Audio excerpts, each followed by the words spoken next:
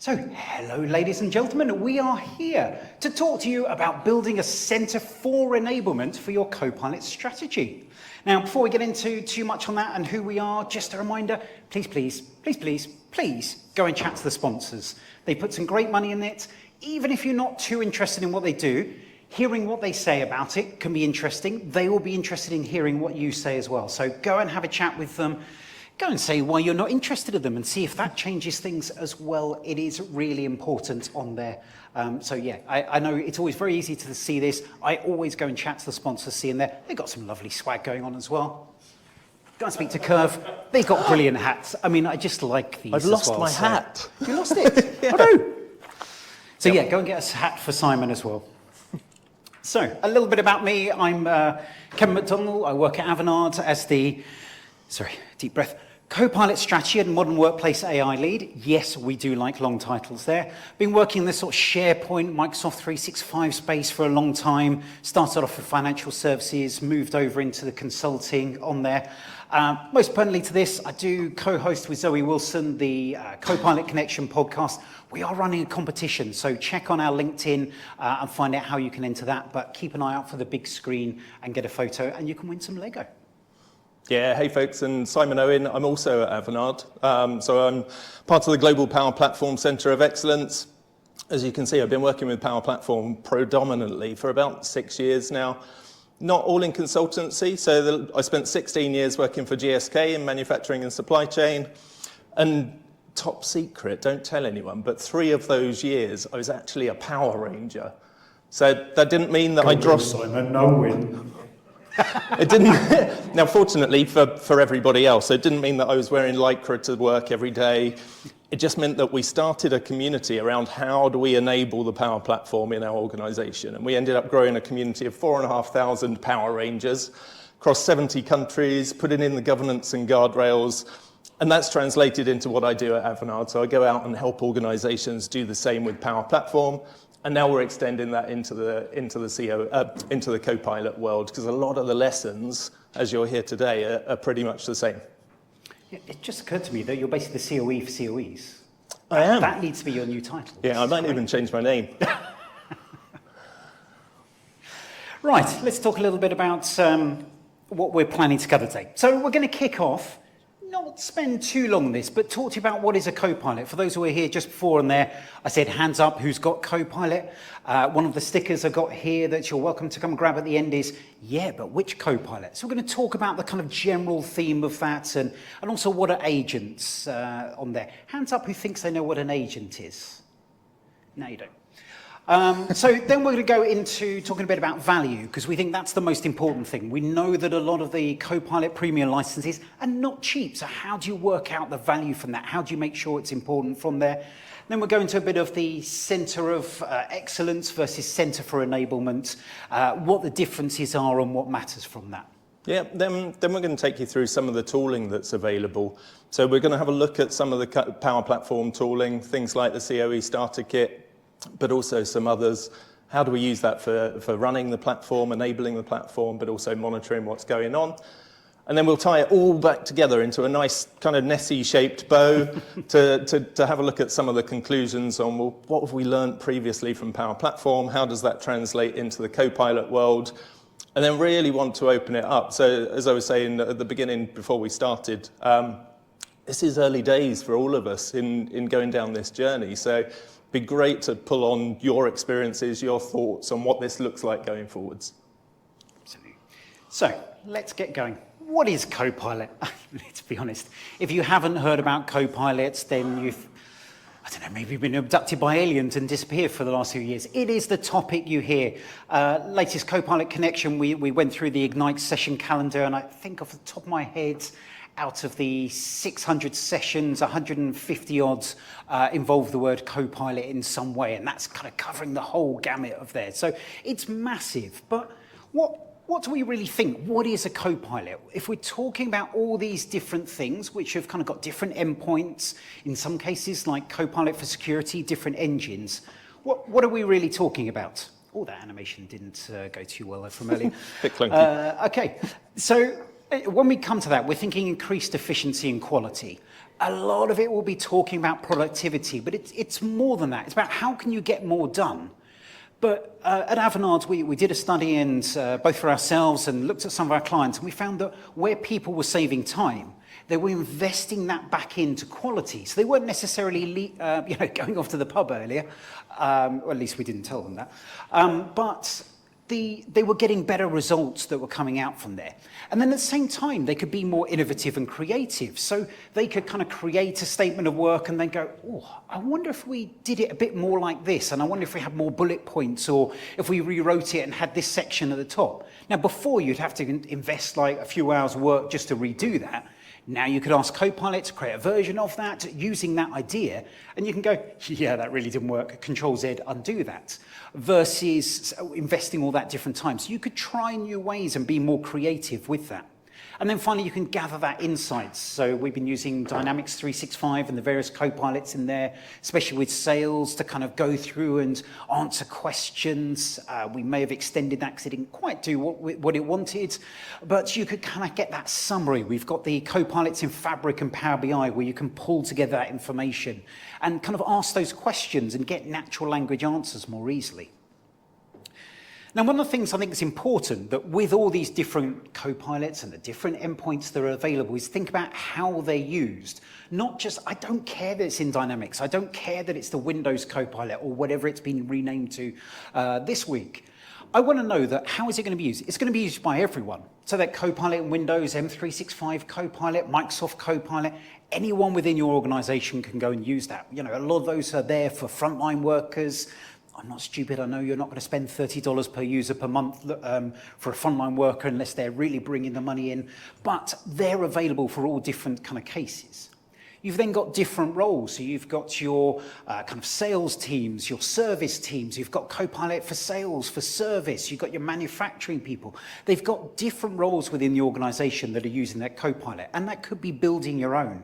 But generally that by scenario version that I've talked about there, that's building something, using that power of generative AI as a Copilot to meet a specific situation in there. It's kind of getting the real benefit to your organization. To me, that's where a lot of the magic is. For the others, you're getting Microsoft's investment in it. The scenario is where it matters to you as well.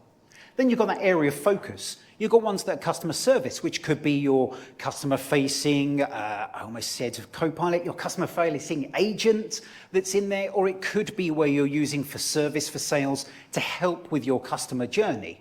You've got your employee experience, whether it's bringing it into Viva Engage and all the other Viva scenarios, helping even Power Platform, helping your power users be more efficient on there. And then you've got specialists with your kind of developers in GitHub. You've got your Copilot for security within that as well. So you've got different ways to kind of narrow down, focusing on what the Copilot does, not what it's called, which is good because it's probably be renamed soon. So the other way to think about it is you've got this Copilot, and I loved the Copilot Wave 2 announcements for the M365 side, where Satya Nadella talked about it being your UI for AI.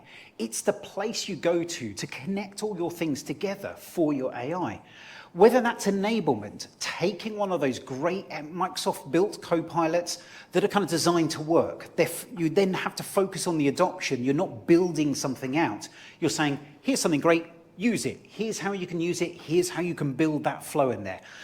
Shameless promotion. We've got a panel going on in a minute, and we're going to have Donna Sarker, Chris Huntingford, Sarah Fenner, and Jose Pinos, as well as myself and Zoe, talking a lot about things, and adoption is going to be a key part of that. But you've got that learning that Microsoft have had from way before they announced the Copilots. They've been learning about how this can happen. And by enabling those, you get the best of that. Of course, you won't get everything you need, because you can then extend that. And for a lot of these Copilots, it's about scaling out to your own data, whether that's your for sales, where you're kind of connecting to things like Salesforce, or even bringing together your marketing engines and different elements like that, with M365 Copilot, connecting to your own data, but also scaling in, because let's be honest, those of you who've used Copilot will know when you ask it questions, it's using the big range of your data. It's not always getting the right thing. So you want to kind of say, actually, when you're asking about this, I want you to go here. I don't know if you find this, Simon, but when you're looking for policies, you end up with all the policies we've built for clients, not our own ones, and it's a right pain in the backside from that. So getting that scale into focus on that becomes a lot easier. You've got your automation, which when I first talked about this, I was thinking about how you can bring generative AI and Azure OpenAI into your Power Automate flows to make it easier to kind of summarize. Now, that last point, if you can read my dodgy writing, is agentic. It's bringing agents to trigger things at the right time, to use generative AI to pick out that right information. Have it study your email and go, yes, there's an opportunity there. I want to automatically log that as an opportunity. I want to pull out the potential, and I want you to judge how likely this looks. Are they actually looking for something, or are they just kind of pitching for a bit within there to steal some ideas off you? And then finally, you can just go, whoop, nope, I don't want this in Copilot. I want this to be completely separate. Could be out of your customer-facing ones on there. You could build your own engine. You can even train your own model within that. If you're inspired by Scott Hanselman and want to get into doing even more machine learning, you could go in and do that. I really don't think you should unless you really know what you're doing, but you could if you really want to. You can build your own orchestration, how you get from what people are asking for to where you want to go, and you can put your own UI on that. Or, coming soon with M365 Copilot, you can then bring that into Copilot itself. I'm not going to spend long on this because I think we want to get into Centre for Enablement. But if you want to come and talk about Copilot extensions, agents, come and grab me. I'm speaking just after this. Tomorrow, I'm just going to be floating around. So come and grab me, and happy to talk about these different ways, why you would use a connector, a plugin, and things like that. And if you've got questions at the end, I can come back to that. But because we're here to talk about Centre for Enablement, we should probably get into that, Simon. Yeah, let's do it. So thanks, Kevin. What you've just heard Kevin do, this front end of the process that you can see on screen, he's described really well some of that vision and value part on what is Copilot, why should I be interested? But it's part of a longer journey. So we're going to talk about some of these elements as we go through the next part of the slides. Talk about the platform, talk about the processes wrapped around it. What do we need to do with people? And then what are the solutions that come out the end? And you see that there's this feedback loop, that we've set what the value means to us and then worked out how we're going to enable it. And then it's just checking that we're actually delivering on that value. But not all journeys go smoothly, do they? So we've been through this over the last 6+ years with Power Platform in various organizations. And even in those organizations, we're still learning as we go. It's not always smooth. And I was telling Kevin about a journey just whilst we were chatting this morning. So I've been to Scotland a number of times. I used to do scuba diving, used to drive right up to the top. This was a literal journey, wasn't it? It really was a literal journey, yeah, to the Orkney Isles, where I used to dive the Scapa Flow fleet. And it was magical. So I used to set off after rush hour, drive most of the way right up into Scotland, park up in a lay-by overnight, and then I'd snooze, wake up to nice bright sunshine, heather, mountains, lakes. This was real. He's not making up. Yeah, it was beautiful. I woke up, I looked around, and thought, wow, this is the beautiful Scotland that we all imagine. I'm going to leap out of the car. I'm going to take a nice deep breath and suck all of this nature in and just live in the moment. So I did.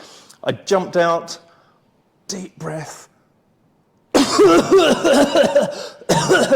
midges everywhere, horrible experience. And it's kind of similar with some of this, that we can have this lovely vision of what the future's going to be like, how we're going to be there, but there's risks, and some of those we can foresee, some of those we might not see as well.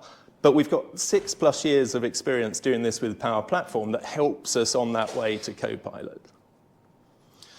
Some of those risks could be you create all this content and suddenly Microsoft renames something. That's good fun. That is a big risk. Well, it's a definite. It's not even a risk. Yeah. So let's start with that value part. So we've got to understand, well, what does value mean to us? That's where we're going to start this journey. And almost guaranteed that where people start is that, well, what are the use cases we're going to deliver? How much money am I going to save? What time am I going to save? Am I going to reduce waste? Am I going to improve outputs? They're what we tend to think about from value, which is valid. This is the sort of stuff that pays the bills. This justifies the license costs.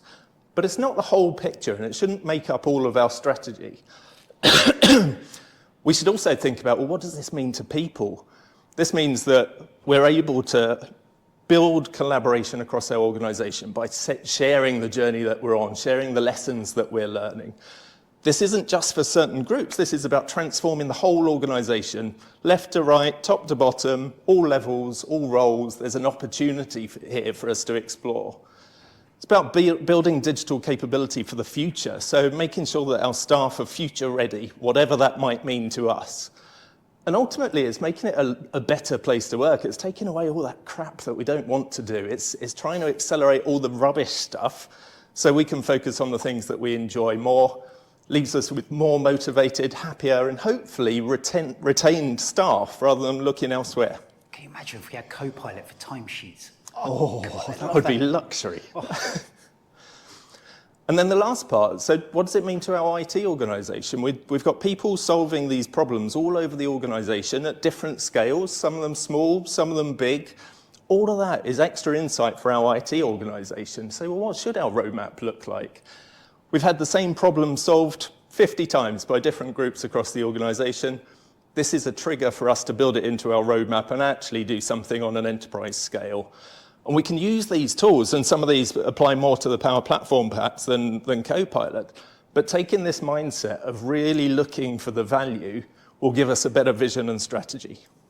And I think one thing I love there is, people will see the ROI. It's what you hear about. What is the ROI in this? Why am I going to get this license? But to me, that left-hand side, if you haven't seen it, Microsoft.com/WorkLab, they have the Work Trends Index in there, and they ask the question, what would you give up to keep your M365 Copilot license?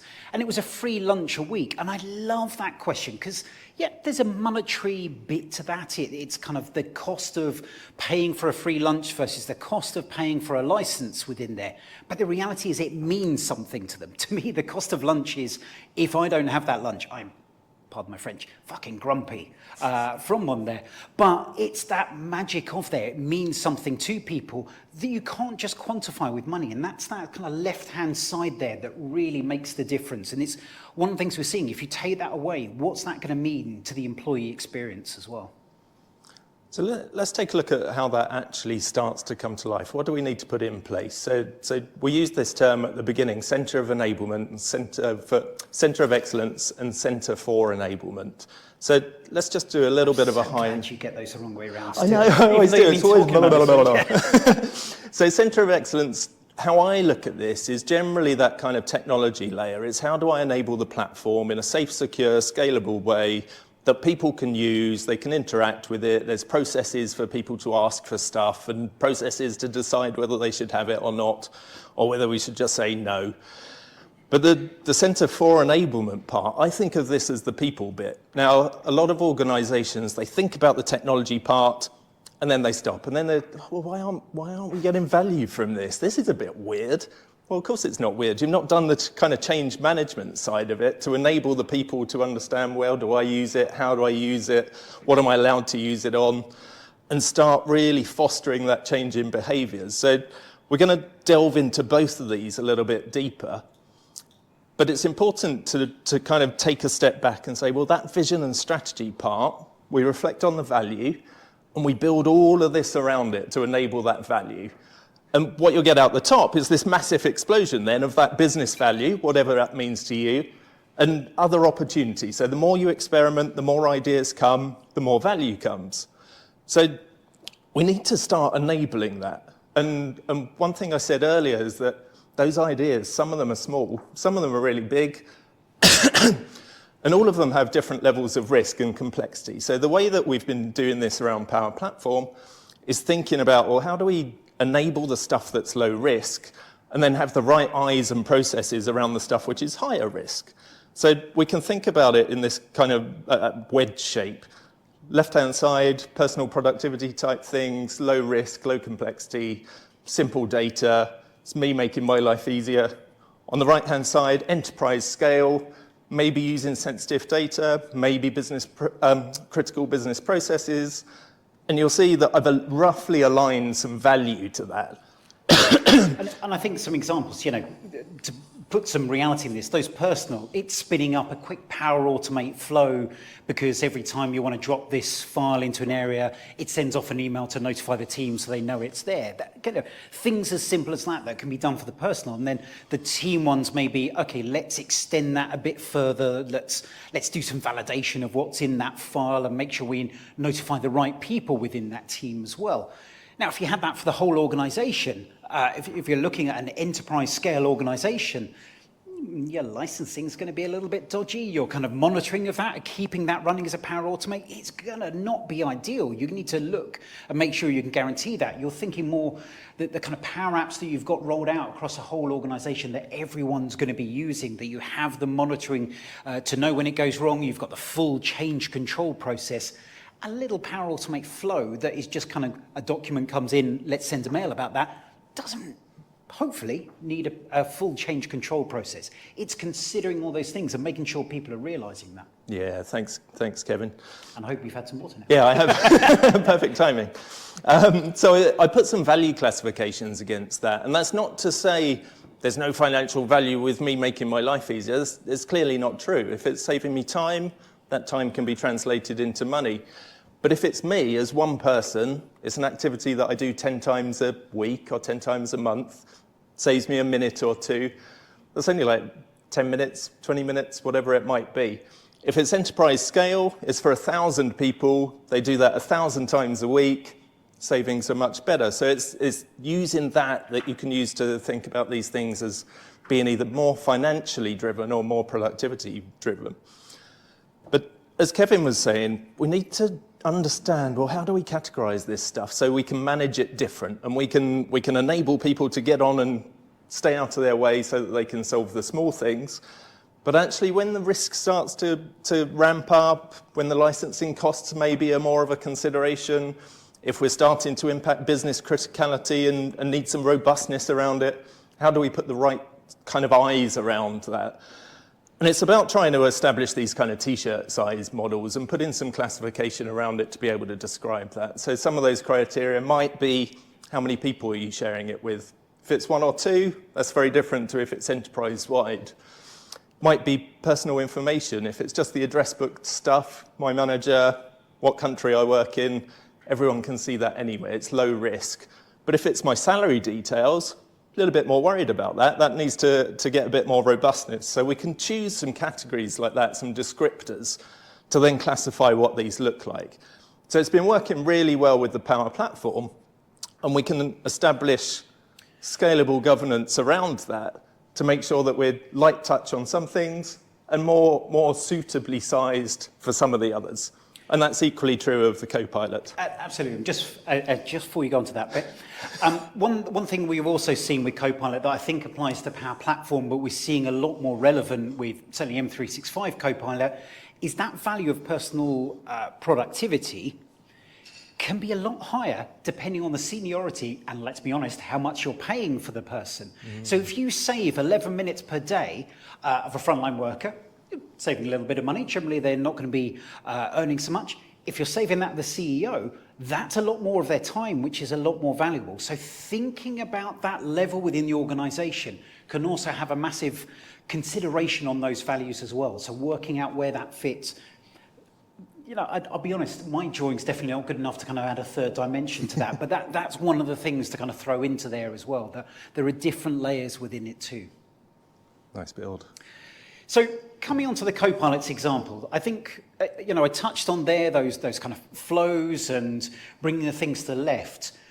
What we're seeing is really interesting, and it's kind of, I had a quick look to see if it's landed. It hasn't quite hit my personal talent yet, but the SharePoint Copilots, the ability to go into your SharePoint site, click a load of those documents or folders and saying, create me an agent. And you've got an agent that you can ask questions of there.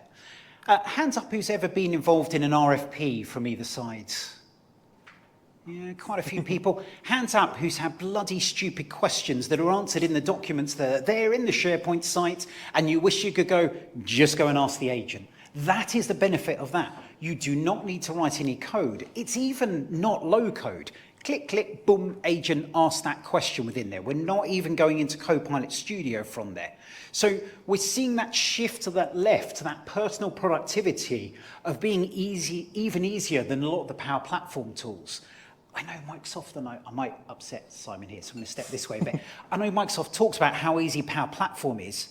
I get confused by Power Automate, I get confused by Power Apps, and I dread to think, I always put the, I hope this isn't sexist because it's about my wife specifically, but would my wife understand this? And I know for often, there is not a chance she would be able to get a Power Automate flow. Whereas to be able to click on a few files and go, create me an agent, that is well within her wheelhouse on there. I've even got her creating teams at work in the NHS and educating her IT team, which is great fun. So you've got that kind of end user easy side of creating this one. You've got M365 Copilot, which can help that personal productivity. But then you're starting to extend things. So adding extensions, which you could do with these agents now as an end user. You can take those SharePoint Copilots and you'll be able to put those and make those a Copilot Studio ones and work from that and add extra things onto it and build to it. But you're starting to shift into that level of complexity, that level of where you need to manage and maintain this, over to the right towards the large and the extra large within there.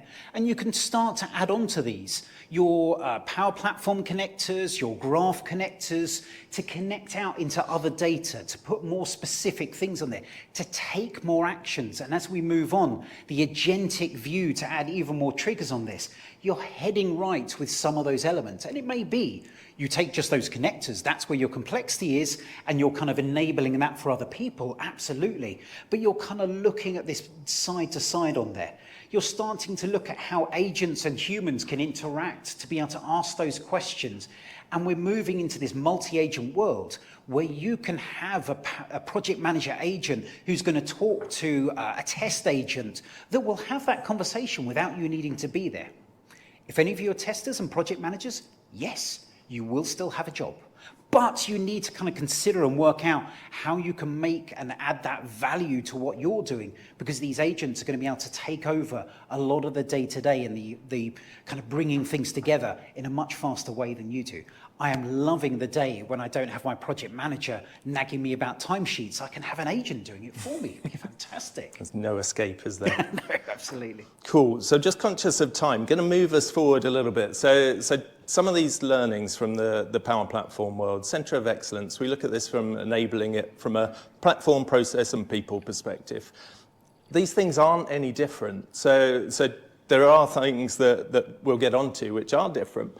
But this is all about giving people the right place to work, allowing them the right permissions to do things in that place, segregating data and making sure that we've got the right security around it.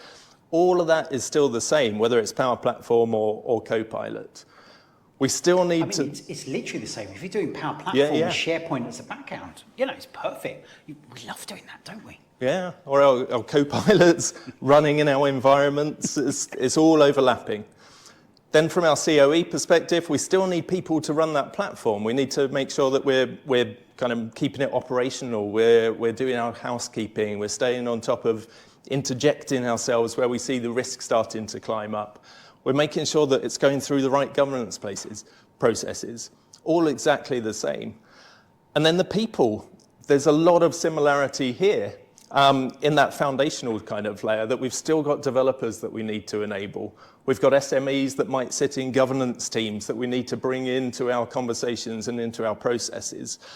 And we've got the COE team who are running this day to day. So we've still got to enable all of those people in the same way, whether it's Power Platform, whether it's Copilot. Now, the other side of the coin, how do we enable people to go off and do cool stuff, build value in the organization? For me, it all centers around community, and it's just like us. It's bringing people together to learn from each other, to ask questions, to help each other. Exactly the same in this context. So we're all learning together and try and break down those barriers.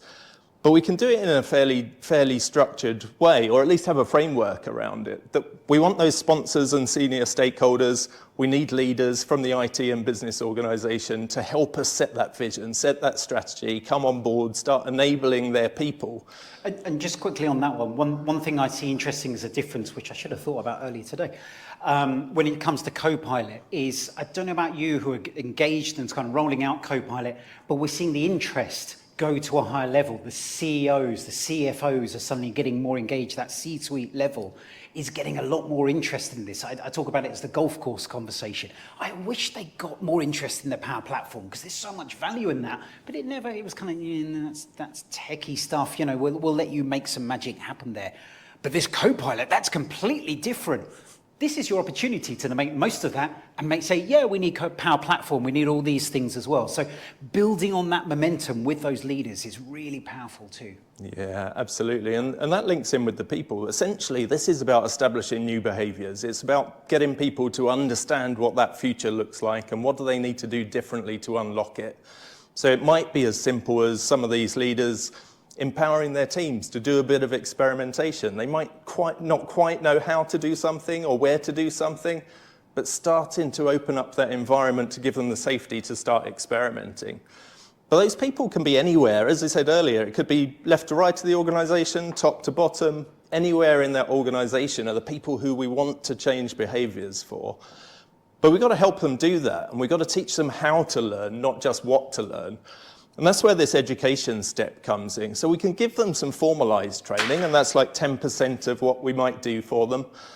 But actually a lot of the learning journey is through other means. It's about us coming together and sharing messages. It's about us sharing problems, other people helping us solve them. It's about learning people to people and through our relationships. And then a big chunk of it is just learning on the job. It's about going out there and having the guts to just experiment. And it's not about get things wrong. Yeah, exactly. We all learn better from getting things wrong. And it's about helping people focus on the things that if they get it wrong, the world isn't going to change. So it's giving them this strategy on how do you solve problems? How do I choose the right problem to go off and solve as my first one? How do I plan that and break it down into its parts? How do I then design it? How do I develop it and then put it out into the wild? And that doesn't need to be enterprise-wide. It might just be into the wild for me or for us. So it's all about scaling it correctly to make sure that they're successful and they take that learning away. And then we celebrate. We have a big party. I celebrate everything that you've kind of created. And I'm not just celebrating the use case. I'm celebrating you for putting yourself outside your comfort zone, going off and owning your own development, about sharing with others, about helping each other and breaking down those silos across an organization. I'm reinforcing all of those behaviors that we're trying to encourage. And that influences that circle to go round and round. So the more I do that and put those stories out into the organization, the more it's going to influence the leaders and the individual people's behaviors, because they're seeing people being rewarded for doing that, the more it influences them to start their journey too. So, what have you got to help you within this world? What is there that can help you get going? I think I've jumped in here. Simon, do you want to talk about some of the kind of Power Platform-y side of things? Yeah, so we've touched on the Power Platform COE Starter Kit. A lot of people are already familiar with it, but it's just a selection of Power Apps, Power Automate flows, Power BI reports that help an organization get going, really. It's more of it's kind of a blend between tool or accelerator. I'd consider it more of an accelerator in that it gives you a starting point, but actually to get true value out of it, you need to use it as a jumping off point to then develop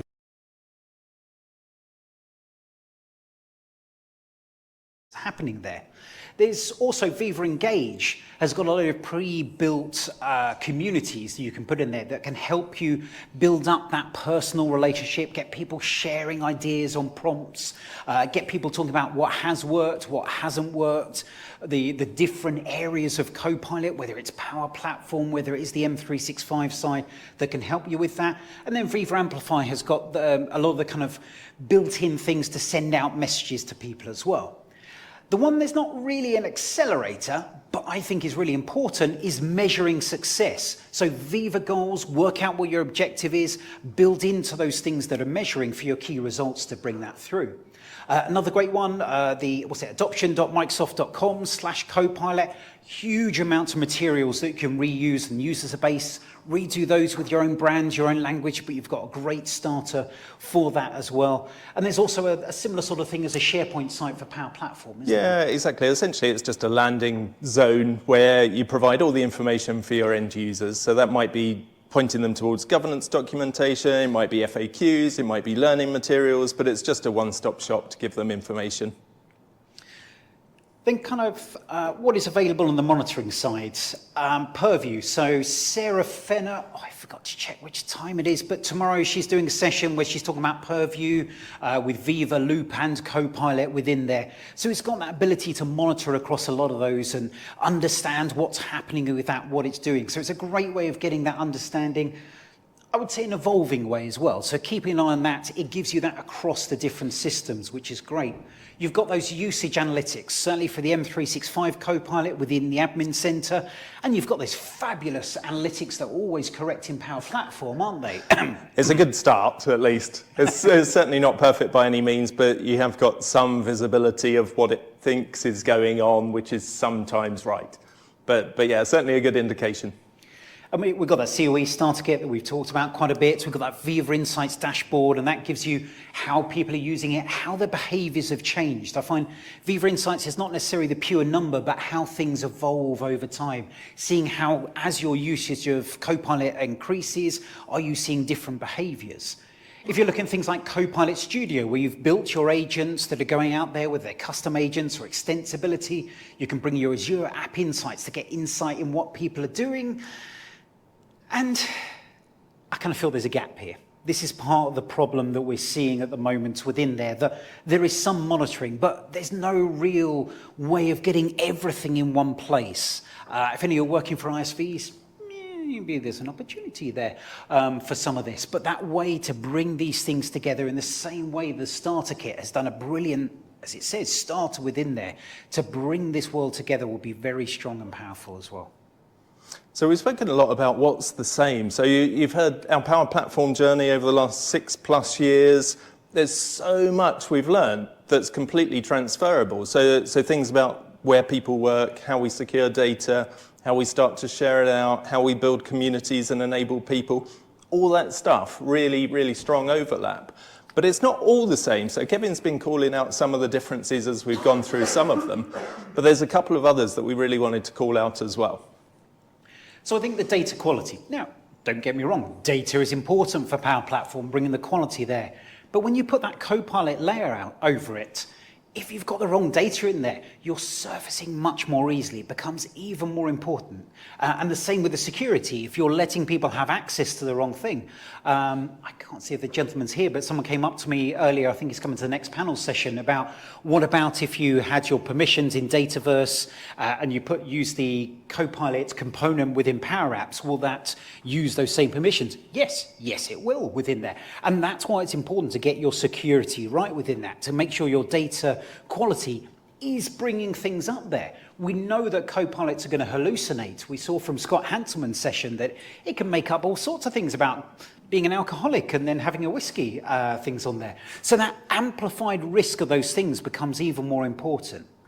There was also a layer to this around responsible AI, and I will ask you to come to, we're going to be in room, I think it's room 1 down there for the panel, because the responsible AI is so important. Again, Scott touched on this. I loved how basically what he said in his session was, don't be a dick with AI on there, and then did a really nice way of explaining that. But that is going to be key, and not everyone understands that. Thinking about when you're capturing that data from people, think about what you're doing with that. Is this the right thing? If you're judging sentiment on what people are doing, is that ethical? Are you pulling the right things? Are you making a problem for you later if you don't do this the right way? Have you thought about the boundaries of what this can do to make sure it's not advising on things? I'm working on I've got to be careful when I talk about this, but something within there that's got a lot of HR data and things on there, and is making recommendations on policies. And we've got to be very careful about which ones it recommends on and which ones it doesn't on there, because it may say something's wrong.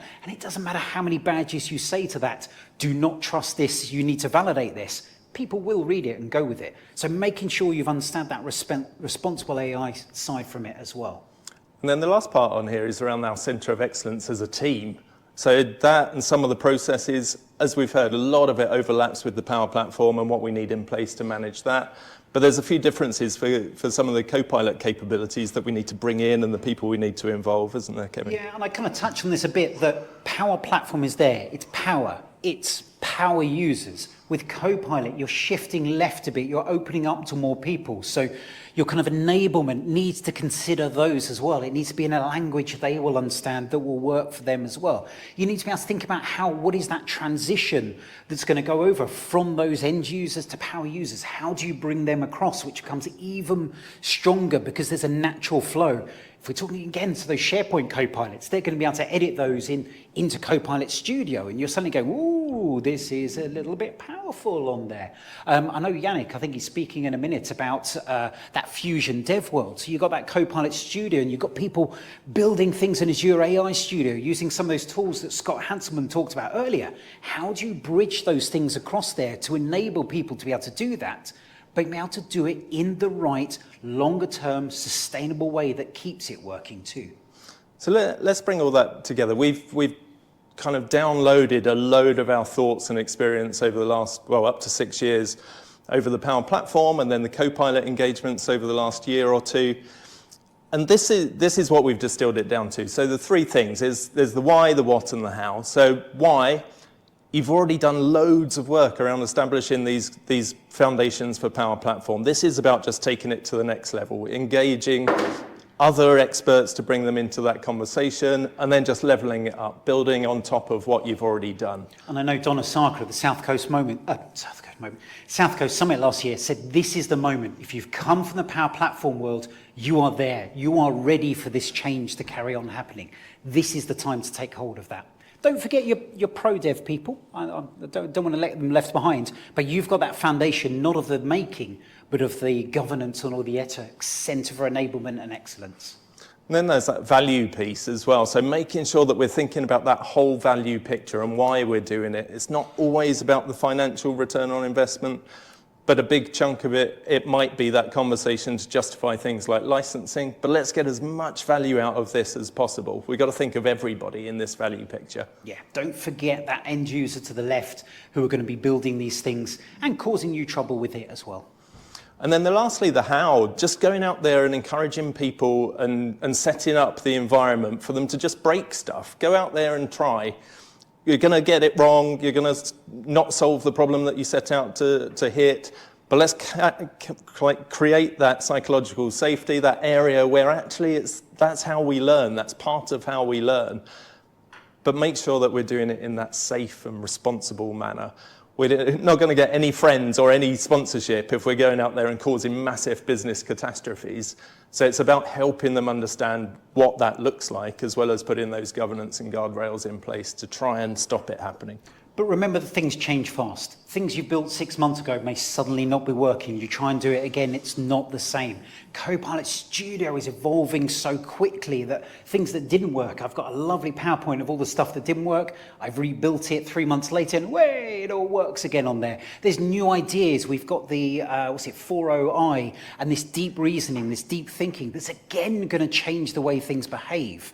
There's a lovely guy called Abram Jackson at Microsoft. If you're not following him on LinkedIn, do, because he just talks about this stuff that's the step ahead that you will start to see coming forward into this world of Copilots and Power Platforms that you can think about, because it is just moving faster and faster and faster. So whatever you build, make sure it's in a way that can evolve quickly as well. And then it's just bringing it back and opening the floor up, really. I'm conscious that we're kind of tight on time. So if we run out of time, come and talk to us, connect with us on LinkedIn. But it's just, what do you guys think? What are you seeing? What are some of the considerations where either you're having problems or you've got ideas? What needs to happen? Have you got any examples? Yeah. Any thoughts from anyone? I think the training piece, like you put a lot of emphasis on training. I think the training piece that you mentioned, and you put quite a lot of emphasis on the fact there's a lot more of that at the moment in our organisation. We've part of the early access program, so we've had it for just over 12 months, the M365 campaign. There's a lot of that that's needed, and it's good to see that you kind of recognise that in your the moment, the celebrations bits of kind of some of the wins and things that do go well are kind of few. We're celebrating quite small things. Yeah. We're not celebrating birthdays, we're celebrating like, well done for surviving this. Yeah. It's like, they're very small Happy on birthday. Yes, yeah, that kind of thing. So, yeah, they've been kind of my observations as an organisation that are using it. And, we're going at it quite hard. And when you say using it, you're thinking M365 Copilot Sorry, from that side. Yeah. yeah. Yeah, I think it's a great example. There will be a lot of small wins with that. You're not going to see, here's a massive project. That's your Copilot studios, that's your open AIs that are going to kind of deliver those big things. But those small wins, they add up. And that's the important thing. And it's kind of it's as simple as which prompts work, which ones don't. Yeah, I think, sharing prompts has been a big thing for us, but I don't think you get to those second bits about open AI and even Copilot Studio without going through some of the learnings with M365 Copilot. Yeah, I agree. Kind of getting people familiar with some of the concepts in there. Yeah, absolutely. Cool. Thank you. Josh, yeah, I'll come round to you. Don't make me run. So one query and consideration I had was with Power Platform, there's always a way you have to figure out how to manage the intake of those kind of ideas and then figure out the right solution. Is it a flow? Is it an app? Does it go on pages? Something like that. Yeah. How does that look for Copilot? Who do you need to bring to the table and how do you structure things so that you manage that intake process effectively? Yeah, let's both answer this one, I think. So from a Power Platform perspective, the way I think there's a lot of similarities, and the way that I tend to advise on, if we think about that small, medium, large, extra large, the small, medium, I'm quite happy to encourage people to just go off and explore. We provide them with some guidance on how do you do it, and where do you go, and where are the boundaries. But as soon as it starts to get into those bigger areas, it's about capturing that intake. So providing some tooling to do that assessment, using that to point them to the right group, that generates a bit of a backlog that then you can start engaging your enterprise architect. So you've got the right people making the right decisions. Is this a Copilot answer, or is it something completely different? So same kind of approach, really using the people with the right brains and the right overview to try and make that decision. And what I want to start here is start on the left. Start with those quick and easy things that people can do and have a clear route to be able to accelerate that and build that out. It's why I know I keep going on about the SharePoint Copilots, but I feel Microsoft done the right thing in that they're based on Copilot Studio. Therefore, it can evolve and you can add the extra things on there and you've got the visibility. They're all .copilot files. So you can manage those with the governance you've got in place for other files as well. So you can kind of keep an eye on these and track their usage through that as well. So I think that there's a lot of education in this as well. Educating people on, go for it, help yourself. When you start doing this, if you've got 5,000 people using this, it's time to come and have a chat with us and we'll be very nice and welcoming. Don't be the IT guys, why the hell have you done that? Why the hell have you let everyone use that? Because that's going to ruin things. I'm getting looks. Can we have one more question, Amanda? Is that all right? She's giving me looks now. Thank you. Hi, everybody. I'm Victoria. On the Dynamics 365 specific question, you talked about the insights and having to capture the analytics of the productive use of Copilot. Yeah. How do we do that in Dynamics? Did you see a nice pause where I looked up and no.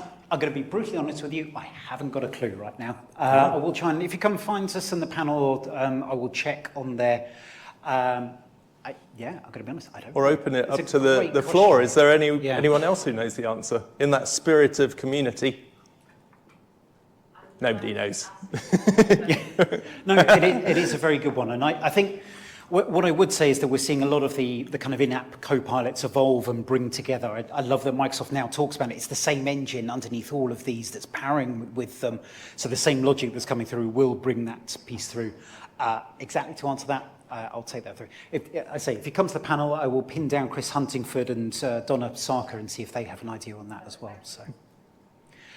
I think otherwise we probably should wrap up because I know Amanda and Josephine are coming in next. So I want to say a huge thank you all for coming through. Actually, I do want one last thing. Can we have a selfie? Oh, that's a nice idea. If everyone wouldn't mind on there. I'll just flash up the sponsors picture. whilst we're there. Give us a big wave. Perfect. Thank you very much all. I hope you have a fabulous rest of Scottish Summit. And let's say, come and speak to us if you have any more questions. Thanks everyone. Bye.